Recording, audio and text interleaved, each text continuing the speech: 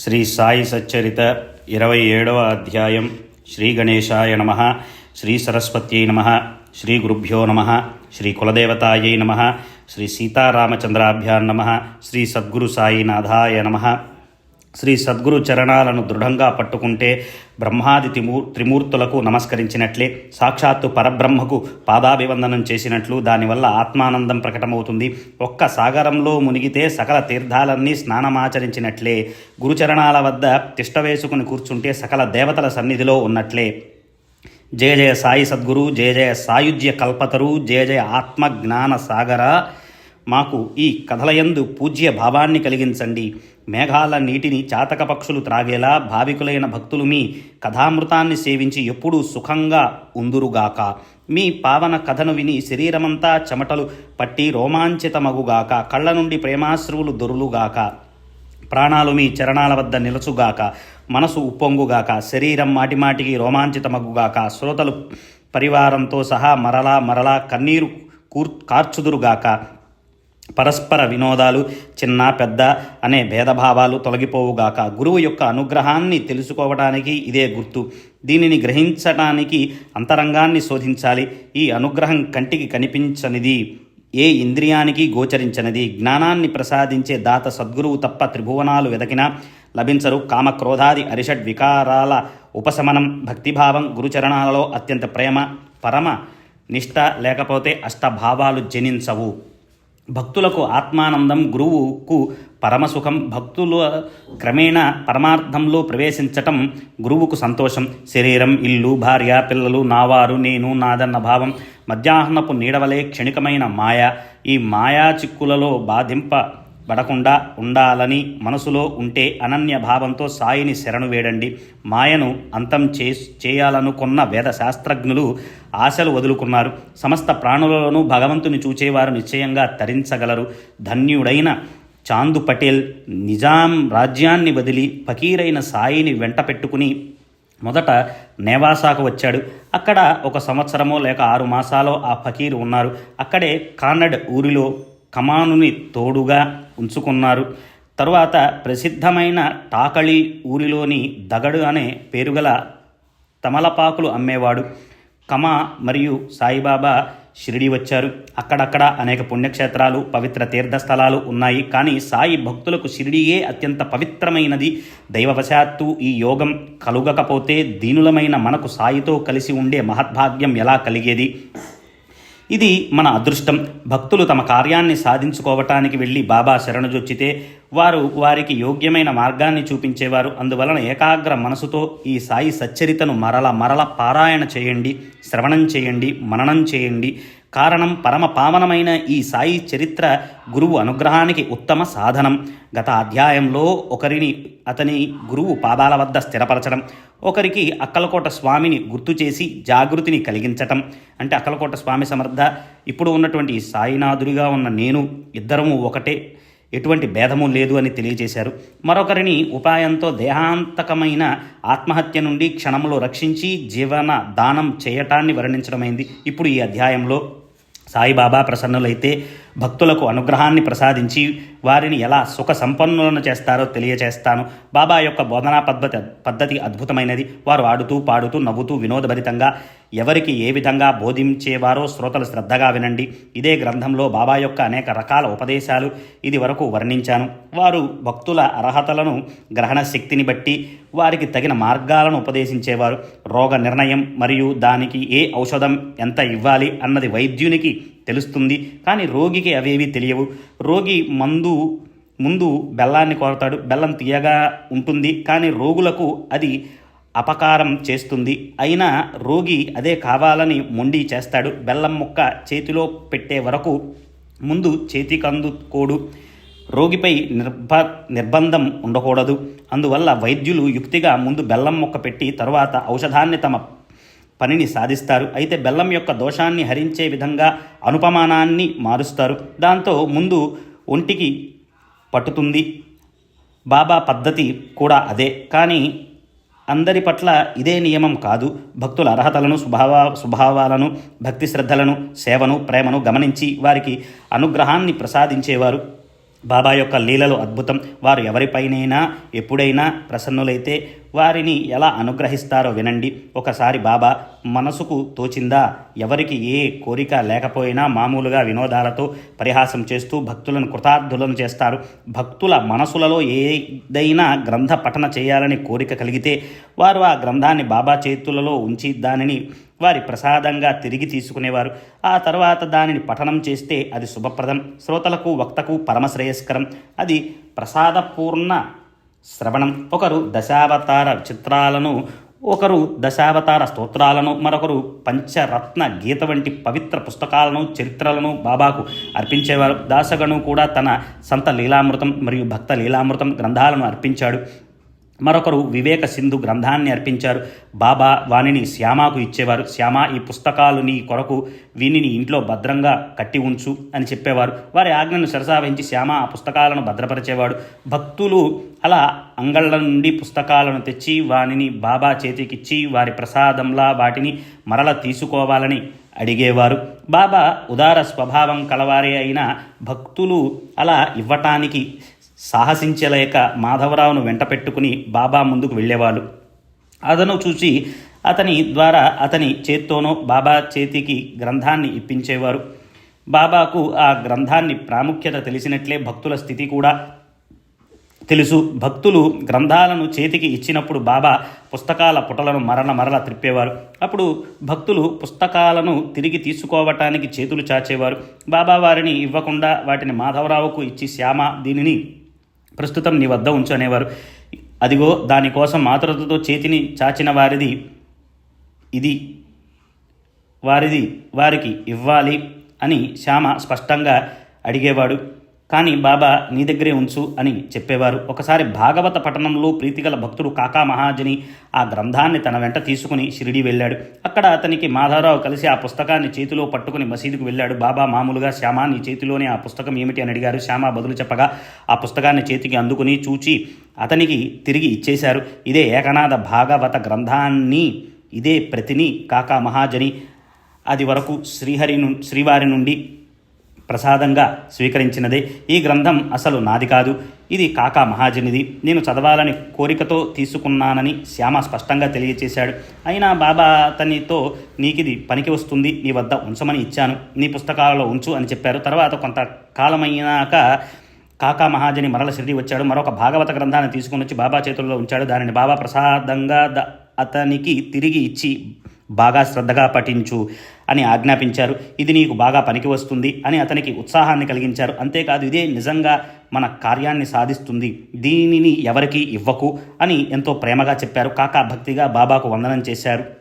బాబా ఏ కోరికలు లేని నిష్కాములు, దేనిని ఆశించేవారు కాదు. భాగవత ధర్మాన్ని ఆచరించే వారికి వస్తువులను సేకరించే అవసరమేముంది? వారి మనసు ఎవరు గ్రహించగలరు? ఈ గ్రంథాలను సంగ్రహపరచటం వ్యవహార దృష్టిలో అతి పవిత్రమైనది. ఇది భక్తుల శ్రవణానికి సాధనం. షిరిడి పవిత్ర క్షేత్రానికి దేశాల నుండి భక్తులు వచ్చి ఇక్కడ నుండి జ్ఞాన యజ్ఞాన్ని చేస్తారు. అప్పుడు ఈ గ్రంథాలు అవసరమవుతాయి. నేను నా ధామానికి వెళ్ళిపోయాక శ్యామ వీనిని తీసి చూపుతాడు. ఈ గ్రంథాలు నా ప్రతిరూపాలవుతాయి. పరమ పావనమైన ఈ గ్రంథాలు షిరిడీలో కానీ ఇతర ప్రదేశాలలో కానీ పఠిస్తే భక్తులకు బాబా గుర్తుకు వస్తారు. పుస్తకాల సంగ్రహణ కారణం అదే అయి ఉంటుంది. రామాయణమైనా భాగవతమైనా పారమార్థిక గ్రంథమేదైనా రామకృష్ణాదులు చరితాలను పఠిస్తుంటే ముందు వెనుక సాయియే కనిపిస్తారు. ఈ సాయియే ఈ గ్రంథాలలోని ఆయా మహాత్ముల రూపంలో నటించారని అనిపిస్తుంది. అందువల్ల సాయి మూర్తిని శ్రోతల వక్త ఎప్పుడు తమ ఎదుట చూస్తారు. గ్రంథాన్ని గురువుకు అర్పించినా లేదా బ్రాహ్మణునకు దానం చేసినా అది దాతకు శుభప్రదమని శాస్త్ర ప్రమాణం. గ్రంథాలను తన ఇంటికి తీసుకుని వెళ్ళి వానిని భద్రంగా కాపాడే బాధ్యతను బాబా శ్యామాకు అప్పజెప్పటం అదేమన్నా స్వల్ప ప్రయోజనమా? శ్యామాకు బాబాపై అపరిమితమైన భక్తి ఉన్నట్లే బాబాకు అతనిపై అత్యంత ప్రేమ. అతనికి ఏదైనా నియమాన్ని విధించాలని సాయికి సంకల్పం కలిగింది. అప్పుడు శ్యామాకు కోరిక లేకున్నా బాబా అతనిని ఎలా అనుగ్రహించారో వినండి. ఒకరోజు ఒక రామదాసి సాధువు మసీదులో ఉన్నాడు. అతనికి రామాయణాన్ని పఠించడం నిత్యనియమం. ప్రాతకాలం మొహం కడుక్కుని స్నాన సంధ్యలు చేసి విభూతి పెట్టుకుని అనంతరం కాషాయ వస్త్రాలను ధరించి అనుష్ఠానం చేసేవాడు. విష్ణు సహస్ర నామావర్తన తరువాత శ్రద్ధగా ఆధ్యాత్మ రామాయణాన్ని పారాయణం తరువాత పారాయణం చేసేవాడు. అలా కొంతకాలం గడిచాక మాధవరావుకు మంచి సమయం వచ్చి సాయి సమర్థుని చిత్తంలో ఒక ఆలోచన కలిగింది. అది ఏమిటో వినండి. మాధవరావు సేవ ఫలించింది. అతడు ప్రపంచ బాధల నుండి విశ్రాంతి పొందటానికి అతనికి మంచి నియమాన్ని చూపించి అతడు భక్తి మార్గం యొక్క ఫలితాన్ని పొంది ప్రపంచం నుండి విశ్రాంతి పొందాలని బాబాకు సంకల్పం కలిగింది. ఆ ఆలోచన రాగానే బాబా రామదాసుని తమ వద్దకు పిలిపించి, కడుపులో ప్రేగులు తెగిపోయేలా నొప్పిగా ఉంది, వెంటనే వెళ్ళి సోనాముఖి త్వరగా తీసుకునిరా, దానిని కాస్త తీసుకుంటే తప్ప ఈ కడుపు నొప్పి పోదు అని చెప్పారు. రామదాసు పాపం భక్తుడు చదువుతున్న పుస్తకంలో గుర్తుపెట్టి బాబా ఆజ్ఞానుసారం అంగడికి పరుగు తీశాడు. రామదాసు అలా క్రిందకు దిగిపోగానే ఇక్కడ బాబా ఏం చేశారంటే తమ ఆసనం నుండి లేచి పుస్తకాల దగ్గరకు వెళ్ళారు. ఇక్కడ ఇతర పుస్తకాలతో పాటు విష్ణు సహస్రనామ పుస్తకం ఉంటే బాబా దానిని తీసుకుని తిరిగి తమ స్థానానికి వచ్చారు. శ్యామ, ఈ పుస్తకాన్ని చూడు, దీనిలో గొప్ప గుణాలున్నాయి, అందువల్ల నీకు దీనిని ఇస్తున్నాను, చదివి చూడు. ఒకసారి నాకు చాలా బాధ కలిగింది, గుండె దడదడలాడింది, ప్రాణం రెపరెపలాడింది, నేను బ్రతుకుతానన్న నమ్మకం పోయింది. ఆ సందర్భంలో ఈ పుస్తకం ఎంతగా ఉపయోగపడిందో నీకెలా చెప్పను శ్యామ. ఈ పుస్తకం వలననే ఈ ప్రాణాలు రక్షింపబడ్డాయి. ఒక్క క్షణం గుండెకు హత్తుకోగానే వెంటనే నా ప్రాణం కుదుటపడింది. దేవుడే నాలో ప్రవేశించి నా ప్రాణాలను కాపాడా అనిపించింది. దీనివలనే జీవుడు బ్రతుకుతాడు. అందువల్ల శ్యామ, దీనిని నీవు తీసుకువెళ్ళి మెల్లమెల్లగా చదువుతూ రోజు ఒకటో అరో మాటలను నేర్చుకో, గొప్ప ఆనందాన్ని కలిగిస్తుంది అని చెప్పారు. శ్యామ, ఇది నాకు వద్దు, రామదాసుకి కోపం వస్తుంది, ఈ చెడు పనిని నేనే చేశానని అంటాడు. అసలే అతడు కోపిష్టివాడు, అడ్డదిడ్డంగా తలతెక్కగా వాగుతాడు. ఎందుకు ఈ వ్యర్థమైన పోట్లాట, నాకు ఈ గొడవంతా వద్దు. పైగా ఈ పుస్తకం సంస్కృత భాషలో ఉంది, నాది మొరటవాక్కు, నా నాలుకకు ద్విత్వాక్షరాలు పలకవు, వానిని నేను స్పష్టంగా ఉచ్చరించలేను అని చెప్పాడు. బాబా చేసినదంతా చూచి శ్యామ, అది బాబా తగువు పెట్టటానికి అని తలచారు. బాబాకు అతనిపై ఎంత వాత్సల్యం ఉన్నది అతనికి తెలియదు. బాబా మా శ్యామ వెర్రివాడే కావచ్చు, అయినా అతనిపై నాకు మమకారం, అతనికి నాపై ప్రేమ, అందువల్ల అతనిపై నాకు దయ. ఈ విష్ణు సహస్ర నామాలను స్వహస్తాలతో అతని కంఠానికి కట్టి అతనిని భవభయ బాధల నుండి ముక్తుణ్ణి చేస్తాను. అతనికి నామంపై ప్రీతి కలిగిస్తాను. నామం పాపాలనే పర్వతాలను పగలగొడుతుంది. నామం శరీర బంధనాలను విడగొడుతుంది. నామం కోటి చెడు వాసనలను సమూలంగా పెరికివేస్తుంది. నామం కాలుని మెడను విరిచివేస్తుంది. నామం జనన మరణ చక్రాన్ని తప్పిస్తుంది. శ్యామకు ఇటువంటి సహస్రనామం మధురమవ్వాలి. నామం అంటే నామస్మరణ.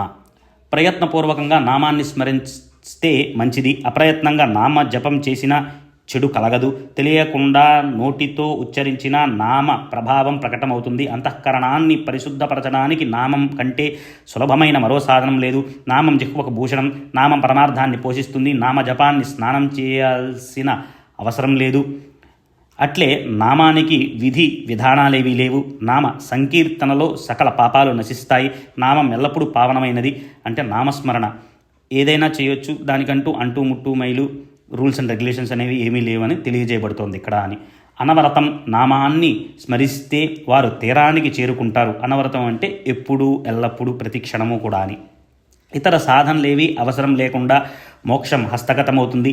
నా నామాన్ని ఎల్లప్పుడూ జపించే వారి పాపాలు క్షాళనమవుతాయి. క్షాళన అంటే క్లియర్ అవుతాయని. మెల్లమెల్లగా లోపల నా నామాన్ని జపించేవారు ఉత్తమ గుణ సంపన్నుల కంటే ఉత్తములు అవుతారు అని చెప్పారు. ఇదే బాబా మనోగతం. దానిని అనుసరించి ప్రవర్తించేవారు శ్యామ వద్దు అని వారించిన బాబా పుస్తకాన్ని అతని జేబులో పెట్టారు. అతని తల్లిదండ్రులు గొప్ప పుణ్యఫలం కారణంగా అతనికి సాయిబాబా యొక్క కృపాఫలం లభించింది. ఇటువంటి పావనమైన విష్ణు సహస్రనామం ప్రపంచంలోని బాధలను తొలగిస్తుంది. ఇతర కర్మలను చేయటానికి ఒక విధి విధానం అవసరం, కానీ నామజపానికి అవేవీ లేవు. నిరవధికంగా చేయవచ్చు. ప్రదోషం చదవకూడదని సమయం వంటివి లేవు. నామజపం వంటి మంచి ఉపసాధన వేరొకటి లేదు. దానికి సరితూగినటువంటిది ఏదీ లేదు. ఇదే విధంగా ఏకనాథ మహారాజు కూడా ఇదే విష్ణు సహస్రనామాన్ని తమ పొరుగింటి వ్యక్తి తలపై పెట్టి అతనిని పరమార్థంలో మార్గంలో ప్రవేశపెట్టారు. ఏకనాథుల వారింట నిత్యం పురాణ పఠనం ఉండేది. వారి పొరుగింటి వ్యక్తి బ్రాహ్మణ జాతీయుడు, కానీ స్నాన సంధ్యాదులు లేక దురాచారాలలో నిమగ్నుడై ఉండేవాడు. దురాచారాలంటే చేయకూడదు అని ఏదైతే ఉన్నదో ఆ పనులు చేస్తూ ఉండేవాడు అని. ఎన్నడూ పురాణ శ్రవణం చేసేవాడు కాదు. ఆ దుర్మార్గుడు ఏకనాథుని ఇంట్లో అడుగుపెట్టేవాడు కాదు. ఏకనాథుడు కరుణించి అతనిని పిలిపించి, గొప్ప జాతిలో జన్మించి జీవితాన్ని వ్యర్థం చేసుకుంటున్నావు, అతడు ఎలా బాగుపడతాడా అని ఏకనాథులకు పరమ దయ కలిగింది. అందువలన అతడు వద్దన్నా అతనిచే విష్ణు సహస్రనామంలోని ఒక శ్లోకాన్ని చదివించి అతన్ని ఉద్ధరింపజేశారు. ఈ విష్ణు సహస్రనామ పారాయణం చిత్తశుద్ధికి సులువైన మార్గం. ఇది పూర్వీకుల నుండి పరంపరగా వచ్చినది. అందుకే బాబా ప్రయత్నం, పరమ మరియు శ్రమ. సోనాముఖి ఔషధాన్ని తీసుకుని రామదాసు వెంటనే వచ్చాడు. కలియుగ నారదుడైన అన్నా చించనీకర్ అతనికి జరిగిన వృత్తాంతాన్ని తెలియచేశాడు. రామదాసు అసలే కోపిష్టి. ఆ పైన నారదుడు చెప్పుడు మాటలు విన్నాడు. ఇక ఆ అపూర్వ సందర్భాన్ని యథార్థంగా ఎవరు వర్ణించగలరు? కుతర్క బుద్ధిగల రామదాసుకి మొదలే మాధవరావుపై సంశయం. నా పుస్తకాన్ని కాజేయటానికి నీవే బాబాను మధ్యవర్తిగా చేశావు అని చెప్పాడు. సోనాముఖి విషయం మరచిపోయి మాధవరావు విరుచుకుపడ్డాడు. నిగ్రహించుకోలేనంత ఎక్కువ క్రోధావేశంతో బాగా తెట్లను కురిపించాడు. కడుపు నొప్పి అన్నది ఒట్టి సాకు. నీవే బాబాను పురికొల్పావు. నీ కళ్ళు నా పుస్తకాలపై పడ్డాయి. నా వద్ద ఇదేం సాగదు. నా పేరు రామదాసు, వీరుణ్ణి, నిర్భయుణ్ణి. బుద్ధిగా నా పుస్తకాన్ని తిరిగి ఇవ్వకపోతే నీ ఎదుట తలబ్రద్దలు కొట్టుకుని రక్తం చిందిస్తాను. నా పుస్తకంపై పడింది. నీ దృష్టి నా పుస్తకంపై పడింది. నీవే ఈ కపట నాటకమంతా ఆడి బాబాపై రుద్ది ఏమి ఎరగనట్లు ఉన్నావు. మాధవరావు ఎన్నో విధాలా నచ్చచెప్పినా రామదాసు శాంతించలేదు. అప్పుడు మాధవరావు సౌమ్యంగా, శాంతంగా అన్నది వినండి. నేను కపటినని నాపై నిందవేయకు. వృధాగా నాకు దోషాన్ని అంటకట్టకు. ఆ పుస్తకం విశేషమేమిటి? అది ఎక్కడా లభించదా? నీ పుస్తకానికి రత్నాలు పొదిగారా లేక బంగారం తొడిగారా? బాబా పైన కూడా నీకు విశ్వాసం లేదు. ఇది సిగ్గుపడవలసిన విషయం అని అన్నాడు. బాబా వారిని చూచి మధురంగా, రామదాసు, ఇప్పుడు ఏం మునిగిపోయింది? అనవసరంగా ఎందుకు బాధపడుతున్నావు? శ్యామ మన కుర్రవాడే కదా. నీవు ఊరికే ఎందుకు నరాలు తెంచుకుంటున్నావు? వృధాగా ఎందుకింత కష్టపడుతున్నావు? ప్రపంచానికి తమాషా చూపిస్తున్నావు? ఎందుకు ఇలా కయ్యానికి కాలు దువ్వుతున్నావు? చక్కగా మంచిగా మాట్లాడరాదు. ఈ పుస్తకాలు నిరంతరం చదువుతావు, అయినా నీ అంతఃకరణం అపరిశుద్ధంగానే ఉన్నది. ప్రతిరోజు ఆధ్యాత్మ రామాయణం చదువుతూ విష్ణు సహస్రనామావర్తన చేస్తావు, కానీ ఈ నిరంకుశ స్వభావాన్ని విడిచిపెట్టవు. పైగా రామదాసునని చెప్పుకుంటావు. నీవు ఎటువంటి రామదాసువయ్యా? నీకు అన్నిటి యందు అనాసక్తి ఉండాలి, కానీ నీకు పుస్తకం పైన మోహం పోలేదు. ఈ ప్రవర్తనను ఏమనాలి? రామదాసుకి మమత ఉండరాదు. చిన్న పెద్ద అందరి యందు సమతా భావం ఉండాలి. మమత అంటే ఏ ఒక్క దానిపైన వ్యామోహం ఉండకూడదు. సమతాభావం అంటే ఈక్వల్గా ఉండగలగాలి, అంటే న్యూట్రల్గా అన్నింటిలోనూ అని. కానీ నీవు భేదభావంతో ఈ అబ్బాయి చేతిలోని పుస్తకం కోసం పోట్లాడుతున్నావు. పోయి నీ స్థానంలో కూర్చో. డబ్బుతో పుస్తకాలు దొరుకుతాయి, కానీ కల్పాంతం వరకు మంచి మనుషులు దొరకరు. బాగా ఆలోచించుకో. నీ పుస్తకం యొక్క మహిమను శ్యామకు చెప్పడానికి నేనే స్వయంగా ఆ పుస్తకాన్ని తీసి అతనికి ఇచ్చాను. అదంతా నీకు కంఠస్థం కదా, దానిని శ్యామకు ఇవ్వాలని అనిపించింది. మరల చదివితే ఎంతో శుభం కలుగుతుంది అని చెప్పాను. సాయి యొక్క వాణిలో ఎంతటి మధురరసం, ఎంతటి దయ, హృదయానికి ఆనందాన్ని కలిగించి చల్లటి హాయి. ఇది అత్యంత అపూర్వం. రామదాసు బాగా అర్థం చేసుకున్నాడు. కోపంగా బాబా ఎర్రబారిన ముఖంతో శ్యామను ఉద్దేశించి, ఇదిగో నీకు ఇప్పుడే చెప్తున్నా, దీనికి బదులుగా పంచరత్న గీతను తీసుకుంటానని అన్నాడు. రామదాసి బాగా చల్లబడిపోవటం మాధవరావుకు ఆనందం కలిగింది. వెంటనే ఒక్కటేమిటి, నేను మీకు 10 పంచరత్న గీత పుస్తకాలను బదులిస్తాను అని అన్నాడు. దానితో ఆ పోట్లాడు శాంతించింది. గీతా గ్రంథాన్ని జామీనుగా ఇవ్వటానికి అంగీకారమైంది. అయితే గీతలోని భగవంతుణ్ణి తెలుసుకోలేని వానికి అసలు గీత ఎందుకు? సాయి సుముఖంలో ఆధ్యాత్మ రామాయణాన్ని పారాయణ చేసి ఆ రామదాసు మాట జవాబిస్తూ సాయిబాబాతో ఇలా పోట్లాడుతున్నాడేమిటి? ఇంతకీ దోషం ఎవరిదని చెప్పటం నేనెలా చెప్పగలను? ఈ విధంగా జరగకపోతే విష్ణు సహస్రనామం యొక్క మహత్యం ఎలా తెలుస్తుంది? ఇంతటి పోట్లాటకు కారణమైన బాబా యొక్క బాధను కూడా నివారించిన ఆ పుస్తకం మనకు కూడా శుభం కలిగిస్తుంది. అది సాయిబాబా మనకు ఇచ్చిన అమూల్య వరం. ఈ విధంగా శ్రమ పడకపోతే మాధవరావుకు విశ్వాసం కుదిరేది కాదు. నిజంగా అతని జిహ్వకు అక్షరాలు అలవాటు అయ్యేవి కావు. అతనికది కంఠస్థమయ్యేది కాదు. ప్రేమమయులైన ఇటువంటి సాయినాథులు దుర్లభమైన పరమార్థ లీలలను ఎప్పుడు ఎలా కనబరుస్తారో వారి చర్య అర్థమవటం కష్టం. తర్వాత శ్యామకు బాగా నిష్ట కుదిరింది. దీక్షితు మరియు నార్కే అతనికి ఉచ్చరించడాన్ని బాగా నేర్పారు, అంటే చదవటాన్ని నేర్పించారని. అటు తర్వాత శ్యామ అక్షరాలను గుర్తుపట్టి చదవటం నేర్చుకుని పుస్తకాన్ని కంఠస్థం చేశాడు, బైహార్ట్ చేశారు అని. మాధవరావు యొక్క సంభాషణ, సాయిబాబా యొక్క శుద్ధమైన బోధ, పరమానంద భరితమైన వినోదం, నిస్సంశయంగా సుఖదాయకం. బ్రహ్మ విద్యను అభ్యసించేవారి యందు బాబాకు అమితమైన ప్రేమ. దానిని సందర్భానుసారం ఎలా వ్యక్తపరిచేవారో గమనించండి. ఒకసారి జోగు తపాలా ద్వారా ఒక పార్సిల్ వచ్చింది.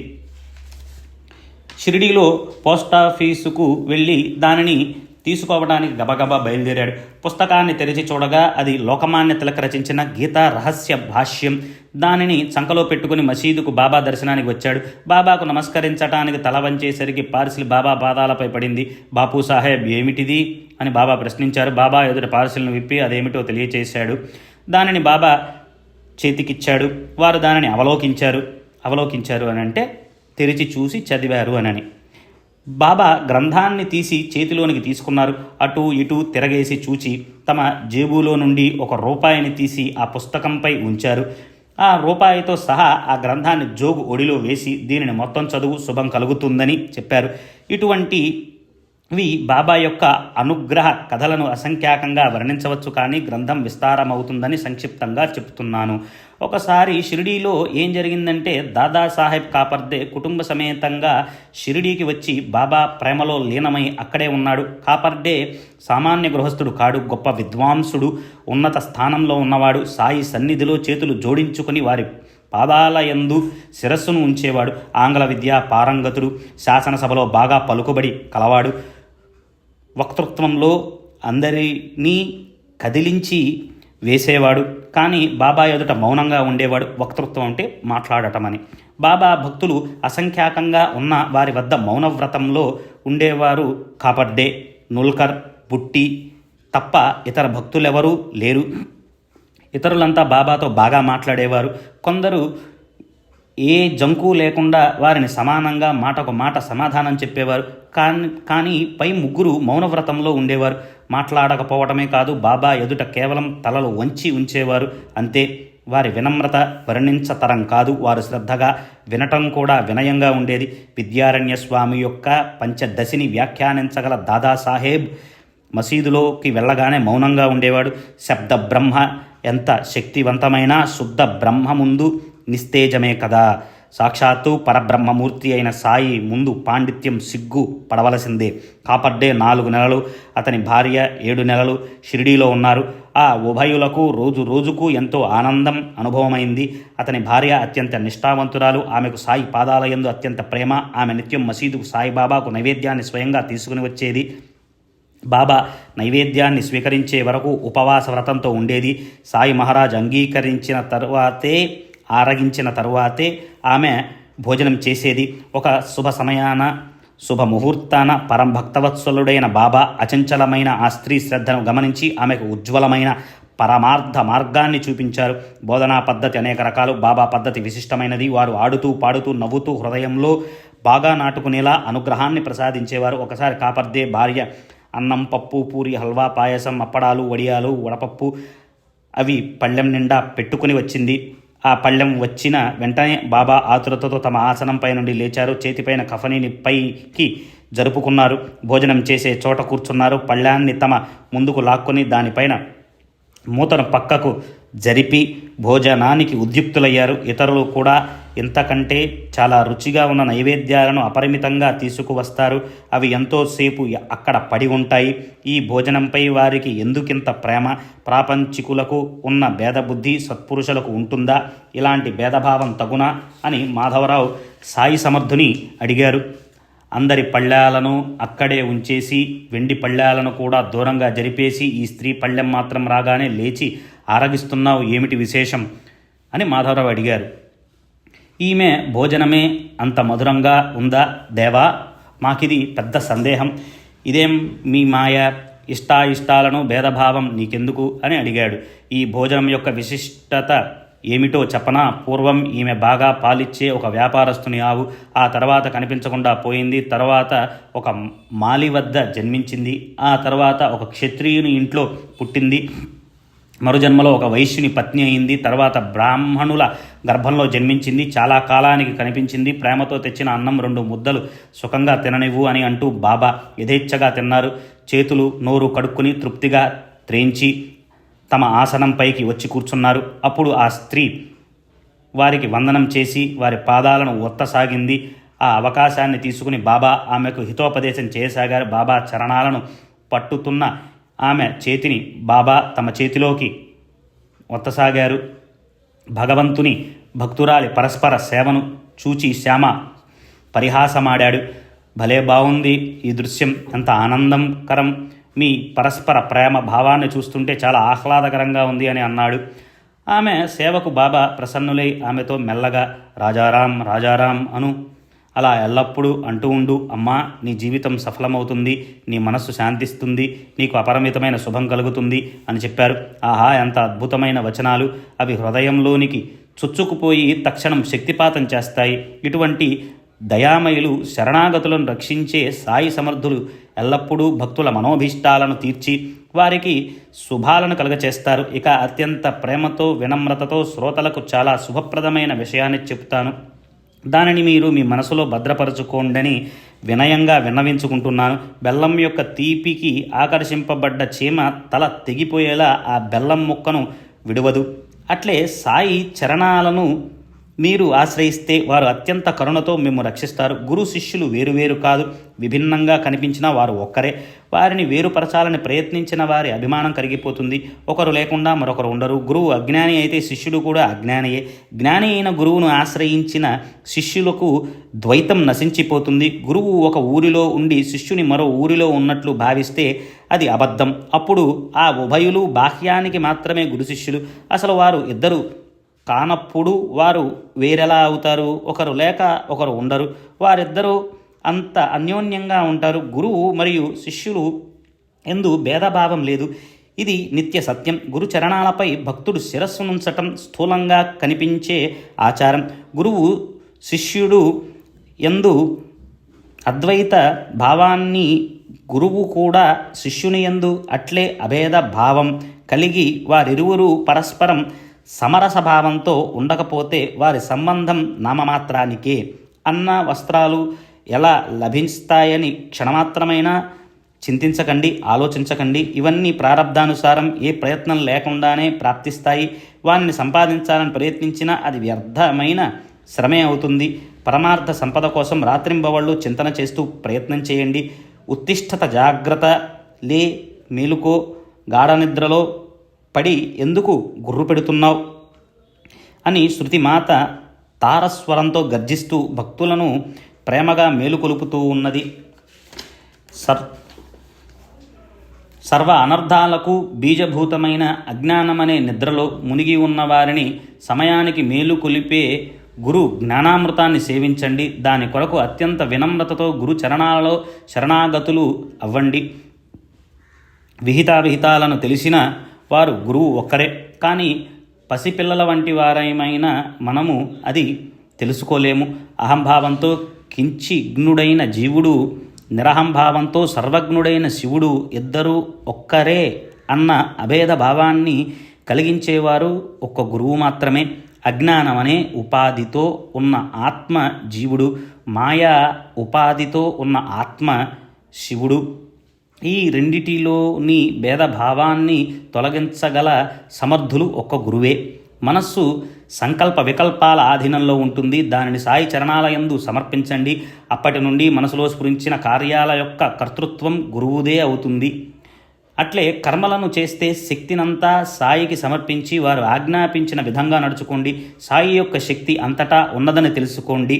వారిపై భారం వేసి నిరభిమానంతో పనులను చేస్తే సిద్ధి హస్తగతమవుతుంది. కానీ ఇది నేను చేస్తాను అని ఏ కాస్త గర్వమున్నా దానిని ఫలితం ఒక్క క్షణమైన ఆలస్యం కాకుండా తక్షణం కనిపిస్తుంది. మాయా మోహ నిద్రలో అలసత్వంతో అటు ఇటు పొర్లుతున్న హేమాడ్ పంతుకు హరి యొక్క మరియు గురువు యొక్క అనుగ్రహం ప్రాప్తించింది. కేవలం అదృష్టవశాత్తు ఏ ప్రయత్నము ఏ అభ్యాసము లేకుండానే లభించింది.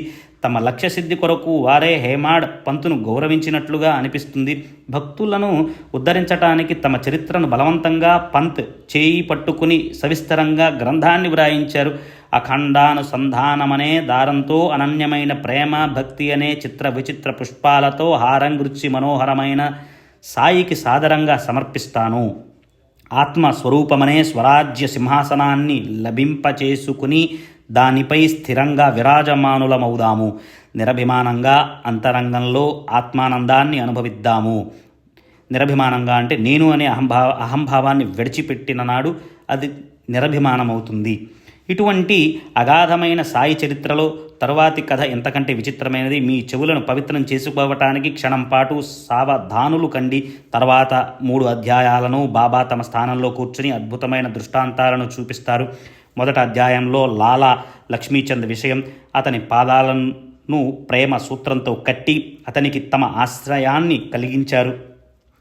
బరహాణపురంలో ఒక స్త్రీ నుండి పులగాన్ని కోరి ఆమె తమ దర్శనానికి ఉత్సాహపడేలా చేసి ఆమెకు ప్రేమ యొక్క విశిష్టతను చూపించారు. ఆ తర్వాత మేఘాకు స్వప్నంలో త్రిశూలాన్ని గీయమని దృష్టాంతం.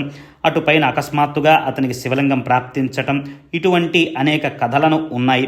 శ్రోతలు వీనిని భక్తిపూర్వకంగా వింటే శ్రవణం సార్థకమవుతుంది. సాగరంలో మునిగిన ఉప్పులాగా హేమాడ్ సాయికి శరణుజొచ్చి సోహంభావమనే అభేద భావంతో సాయికి అనన్యంగా పాదాభివందనం చేస్తున్నాడు. మనసు అహర్నిశలు సాయి ధ్యానంలో ఉంటూ వారు తప్ప వేరే ఏదీ మనసులో ప్రవేశించకుండా సావధానంగా ఉండాలని భక్తిగా ప్రార్థిస్తున్నాడు. గతించిన కాలం తుడిచిపెట్టుకుని పోయి భవిష్యత్తు తీరానికి చేర్చబడి మిగిలిన వర్తమాన కాలమంతా నిరంతరం గురువు చరణాలలో ఉండుగాక. స్వస్తి. శ్రీ సంత సజ్జన ప్రేరితము భక్త హేమాడ్ పంత్ విరచితము అయిన శ్రీ సాయి సమర్థ సచ్చరితంలో దీక్షానుగ్రహదానమనే 27వ అధ్యాయం సంపూర్ణం. శ్రీ సద్గురు సాయినాథార్పణమస్తు. శుభం భవతు.